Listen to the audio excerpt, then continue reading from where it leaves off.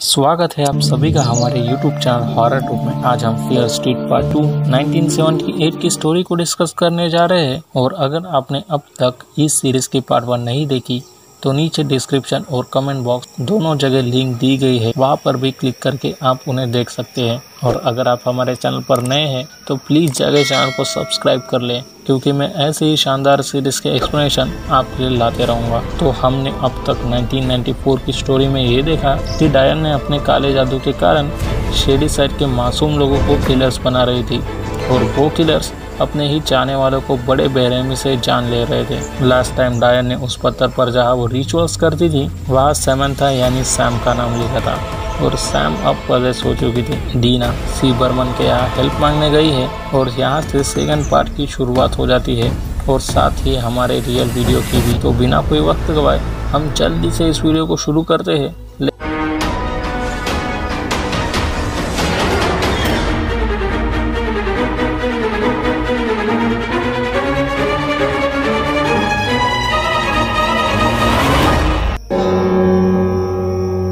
यहाँ शुरुआत में हम सी बर्मन को देख पाते हैं, और उन्होंने अपने घर पर काफ़ी सारे अलार्म क्लॉक लगाए हुए थे। साथ ही वो अपने घर के खिड़की और दरवाजे हमेशा ही बंद रखा करती थी।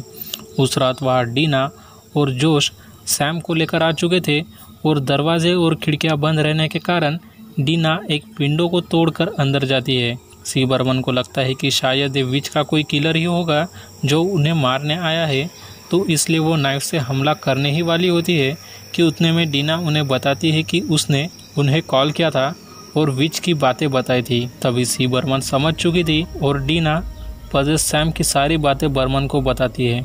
सी बर्मन डीना को सजेस्ट करती है कि उन्हें यह शहर छोड़कर दूर भाग जाना चाहिए, क्योंकि डायन को रोकने का कोई रास्ता नहीं है। डीना कहती है कि वो ऐसा नहीं कर सकती, क्योंकि उसकी गर्लफ्रेंड सैम से वो बहुत प्यार करती है, और वो उसे ऐसे मरने नहीं छोड़ सकती। यहाँ सी बर्मन अपनी टीनेजर लाइफ की कहानी बताना शुरू करती है, और फिल्म फ्लैशबैक में जाती है। उस दिन डेट थी 12 जुलाई ईयर 1978, और वो कैंप का पहला दिन था। यहाँ सनीवेल्स और शेडी साइड की टीम कैंप के लिए आई थी, और जिगी को कुछ सनीवेल्स की गर्ल्स परेशान कर रही थी। थोड़े समय बाद सनीवेल की एक गर्ल जिसका नाम शीला था, वो जिगी को एक झाड़ से बांध देती है, और हिस्ट्री में भी इसी पेड़ पर सैरा फ्लियर को फांसी दी गई थी। तभी शीला जिगी के हाथ को लाइटर से जलाने ही वाली होती है कि उतने में वहाँ निक ग्रूड आ जाता है। ये निक वही बंदा था जो 1994 के पार्ट में एक पुलिस ऑफिसर का किरदार निभाता है, और उसके कहने पर शीला और बाकी लोग भी जिगी को छोड़ देते हैं, क्योंकि निक भी सनीवेल्स की टीम का ही एक हिस्सा था। दूसरी तरफ हम जिगी की सिस्टर सिंडी को देख पाते हैं, और उसके बॉयफ्रेंड टॉमी के साथ वो आउट हाउस यानी टॉयलेट की सफाई कर रही थी। सफाई करते वक्त उन्हें रेड फंगस दिखाई देती है, जो कि पूरे आउट हाउस में फैल चुकी थी। थोड़े समय बाद हम सिंडी की फ्रेंड एलिस और उसके बॉयफ्रेंड आर्नी को देख पाते हैं, और वो दोनों एक नंबर के नशेड़ी वाले कपल्स थे। जिगी अपनी हाथ की जली हुई चोट लेकर नर्स लेन के पास पहुंच चुकी थी, लेकिन नर्स लेन रूम में मौजूद नहीं थी। तभी जिगी वहाँ पर रखे एक टेबल के करीब जाती है, तो वह देख पाती है कि वहाँ पर एक डायरी पड़ी है, और उस डायरी में डायन से जुड़ी सारी बातें लिखी है। और उतने में नर्स लेन वहाँ आ जाती है। नर्स लेन जिगी की ड्रेसिंग करते वक्त रूबी लेन की बातें बताती है, और वो थोड़ा वियर्ड सा बिहेवियर कर रही थी, और इससे जिगी को थोड़ा ऑड लगता है। जिगी ये सब हुई बातें अपनी सिस्टर सिंडी को बताती है, मगर सिंडी इस बात पर कुछ खास ध्यान नहीं देती। आउट हाउस में सिंडी और टॉमी सफाई कर रहे होते हैं, और उतने में नर्स लेन हाथ में चाकू लिए आ जाती है। वो टॉमी से कहती है कि वैसे नहीं तो ऐसे ही, लेकिन आज उसकी मौत पक्की है, क्योंकि नर्स लेन ने डायन के द्वारा लिखे गए दीवार पर टॉमी के नाम को देखा था, और उसके मुताबिक टॉमी शेडी साइड का नेक्स्ट किलर होने वाला है। वो यह कहकर टॉमी पर हमला कर देती है, लेकिन टॉमी किसी तरह से अपनी जान बचा लेता है, और नर्स लेन को सिर पर चोट लगने के कारण वो बेहोश हो चुकी थी। नर्स लेन को तुरंत ही हॉस्पिटलाइज किया गया, और पुलिस ने टॉमी से हुई इंसिडेंट्स के बारे में बात करते रहते हैं। नर्स लेन की कही हुई बातें सिंडी को परेशान कर रही थी, और उसे याद आता है कि कुछ समय पहले भी जिगी ने नर्स लेन की अजीब हरकतों को लेकर उसके साथ बात की थी। अब वो जिगी के पास जाती है, लेकिन फिर से उन दोनों के बीच छोटा सा झगड़ा हो जाता है, और वो दोनों वापस अपने अपने काम पर लग जाते हैं। उस रात यहाँ कलर वॉर का कंपटीशन होने वाला था और उसके लिए तैयारी बड़े जोरों शोरों से चल रही थी। टॉमी शेडीसाइड का कैप्टन था और वो अपने टीम को गेम से रिलेटेड टिप्स दे रहा था। अचानक उसे डायन की आवाज आती है और मानो उसे कोई आवाज दे रहा हो। उतने में सिंडी वहां आ जाती है और टॉमी उसे बताता है कि शायद सुबह सिर पर चोट लगने के कारण उसका सिर दर्द कर रहा हो और उसे अजीब आवाजें भी आ रही है। सिंडी टॉमी से कहती है कि उसे उसकी हेल्प चाहिए क्योंकि वो यह देखना चाहती थी कि आखिर नर्स लेन ने मॉर्निंग में ऐसी हरकतें क्यों की। तो वो दोनों मिलकर नर्स लेन के रूम पर तलाशी कर रहे थे। सिंडी को ड्रॉवर में एक ड्रग्स की बोतल मिलती है और उसे लगता है कि शायद नर्स ने ये ड्रग्स का ओवरडोज लिया होगा और उसके कारण उसने ऐसा बर्ताव किया हो। लेकिन टॉमी की नज़र टेबल पर रखी डायरी पर पड़ती है और वो उसे पढ़कर बताता है कि शैतान के साथ एक सौदा हुआ था और सारा फ्लेयर ने अमर होने के लिए अपने मनहूस हाथों की शैतान के पत्थर पर बलि चढ़ा दी थी। डायन के निशान के साथ नीचे की ज़मीन को अपवित्र कर दिया था और ऊपर की ज़मीन मनहूसियत फैला दी थी। उतने में वहाँ कुछ चीज़ें गिरने का आवाज़ें आती है और वो बस एलिस और उसका बॉयफ्रेंड आर्नी थे। वो दोनों भी बुक को पढ़ते हैं और वहाँ डायरी में उन्हें डायन का घर दिखाई देता है और साथ ही यहाँ मैप पर ढेर सारे एक्स यानी क्रॉस के निशान लगे हुए थे। ये मैप एंड डायरी को नर्स लेन के द्वारा लिखा गया था। एलिस उस डायरी को लेकर डायन का घर ढूंढने जाती है और साथ में उसका बॉयफ्रेंड आर्नी एंड सिंडी और टॉमी भी उसे फॉलो करते हैं। आर्नी थोड़े समय पहले मिले L484 नाम के ड्रग्स को लेता है और वो आगे चला जा रहा था। थोड़े समय बाद वहाँ चीखने की आवाज़ आती है और सिंडी और टॉमी वहाँ आकर देखते हैं तो वो एलिस थी जो एक कब्र में गिर चुकी थी। टॉमी वापस उस डायरी को पढ़ता है और वो बताता है कि जहाँ जहाँ नर्स लेन ने खुदाई की है वहाँ उसने एक क्रॉस बनाया हुआ है। ऐसा इसलिए कर रही थी क्योंकि उसे डायन का श्राप ख़त्म करना था और उसके लिए डायन का कटा हुआ हाथ और उसका शरीर एक साथ रखना था और शायद नर्स लेन भी यही काम कर रही थी।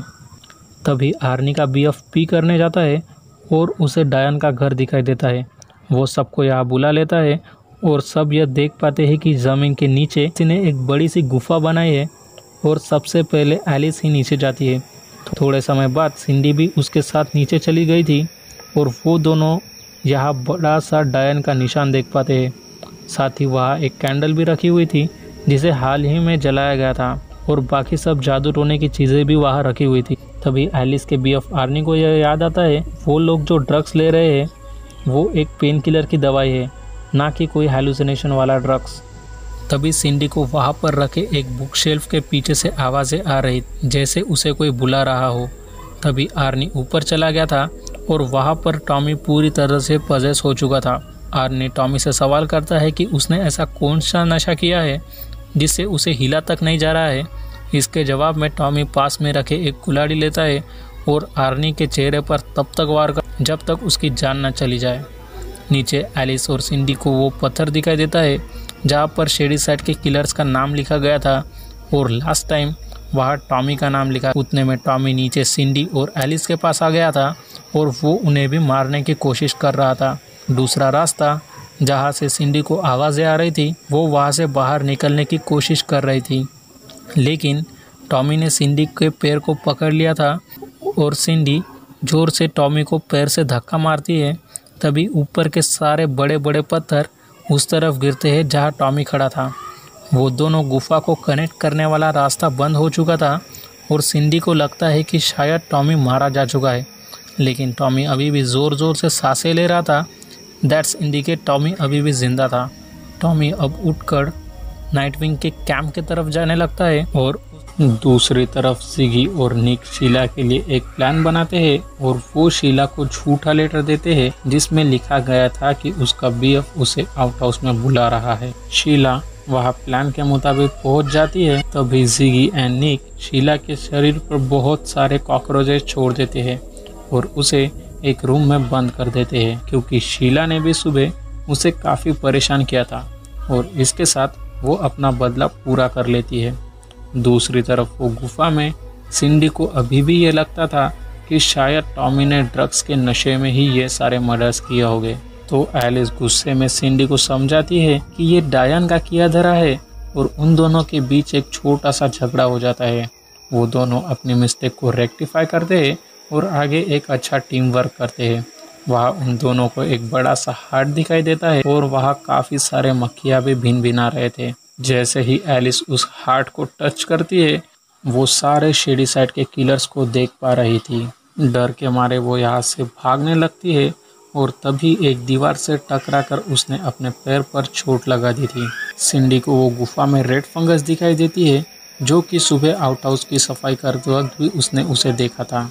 वो दोनों किसी तरह मैप की मदद से कैंप के आउटहाउस तक पहुंचते हैं और दूसरी तरफ टॉमी ने काफी सारे शेडीसाइडर को मार डाला था। निक ने सभी बच्चों को मेस हॉल में जमा किया था और शीला के फ्रेंड शीला के बारे में बात कर रहे थे। तभी जिगी को याद आता है कि उसने उसे आउटहाउस में बंद कर रखा है। अब वो उसे छुड़ाने जाती है तो वो दोनों के बीच एक हाथापाई हो गई थी। जिगी शीला को एक पंच मारती है जिससे शीला बेहोश हो गई थी। तभी उसे नीचे से उसकी सिस्टर सिंडी की आवाजें आ रही। वो गैरी को हेल्प के लिए बुलाती है और उसे एक बकेट की मदद से पहले एलिस को ऊपर खींचा जा रहा था। उतने में वहाँ टॉमी आ चुका था और उसने गैरी के सिर को शरीर से अलग कर दिया था। गैरी के साथ एलिस भी वापस नीचे ही गिरती है और जिगी किसी तरह जान बचाकर मेस हॉल में पहुंचती है और उसने रेडियो पर बड़े आवाज में म्यूजिक शुरू कर दिया था, जिससे टॉमी उसे आसानी से ना पकड़ पाए। टॉमी मेस हॉल में आ चुका था और